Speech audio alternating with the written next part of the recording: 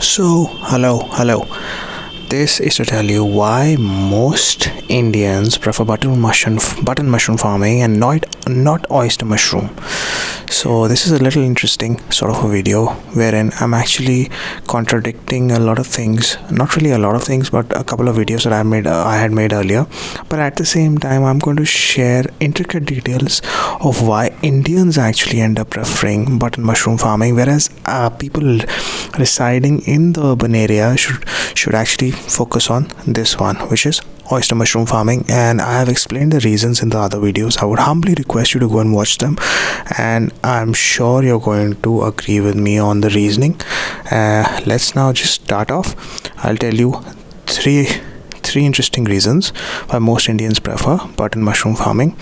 The first one is it can be done all year round versus 8 to 9 months of farming period for oyster mushroom. But if you're an urban farmer who already has one source of income and you're doing it for an alternate source of income and want to create oyster mushroom farming as your alternate source of income, so that's one amazing thing, that you'll only have to work 8 to 9 months in a year. And those 8 to 9 months in a year, if you work really well and really well and hard and smart, of course, you'll end up getting good load of money, and the next 2 to 3 months are going to be free for you. It's like a vacation you'll have from oyster mushroom farming, should you prefer this sort of a model. Point number 2, it doesn't require this, basically, that you see on the bottom of the screen, doesn't require any infrastructure. If you already have a room which is probably half done up, it's not even properly done up, all you need to do is clean up the room, create beds for button mushroom, case it up after a few days, and that's about it. You do not need any sort of infrastructure apart from a half done, half sort of a room. Whereas for oyster mushroom farming, you will need to have a proper infrastructure in place, because if you want to extend that beyond the 8-9 months, you need to have air conditioners, because oyster mushrooms grow in temperatures which are below 28-27 degrees Celsius.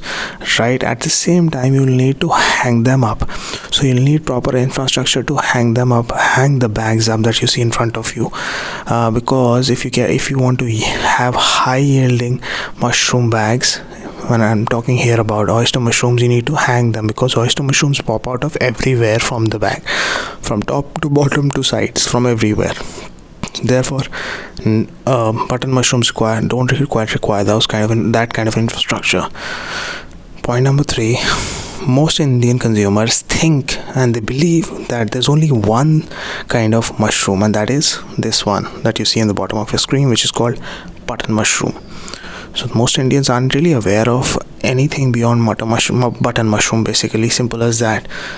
Therefore, more than 60% of the market is occupied by button mushroom.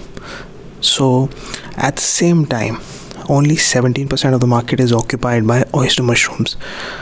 But I'll tell you something very encouraging. Now, this is a fun fact that I researched and found statistical information, and this is going to be financially encouraging sort of a fact.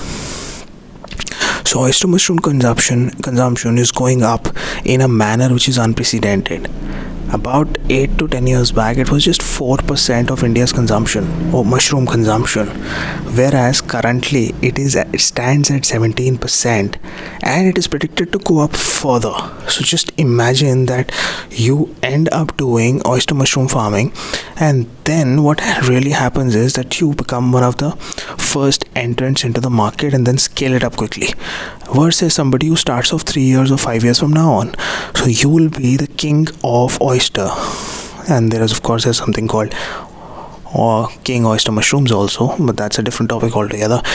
Anyway, this is what I wanted to share. If you want to be the king of oyster mushroom sales in India, you have to start right away and stop waiting. Stop worrying about whether they're going to sell or not. Just have some innovative ideas in your head. And if you want me to make more videos about marketing your oyster mushrooms, please let me know in the comment section area. I've already made several videos how you can market your oyster mushrooms in and around your area. Please check out those videos. Very easy to find on the list of videos that are on my channel.